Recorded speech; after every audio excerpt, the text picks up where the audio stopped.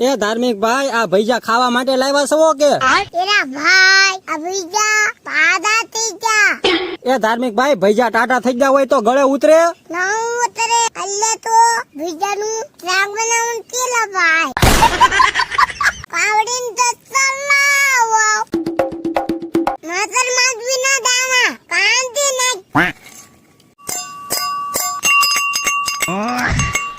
મગના દાના ગાંધી નાખી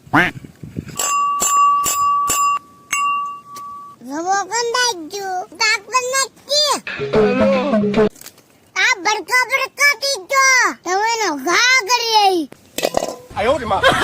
કાગામાં તેલ નાખી દઈ હવે લાટવા જાવ લાટવા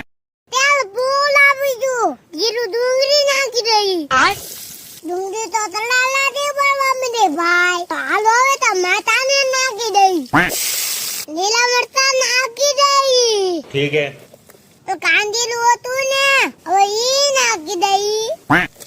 પાછા બાકે શાકમાં મને નાખજો એને નાખવા પડશે હળદર મરચું મીઠું નાખી દઈ તમે બીજાનું શાક ગયું ખાધું કોમર કરજો બીજા નાખી દઈ બીજા ભાઈ તો બધું તેલ ભેગ્યા હવે પાણી નાખવું પડશે શાક બની ગયું છે કોથમરી મસાલો નાખી દઈ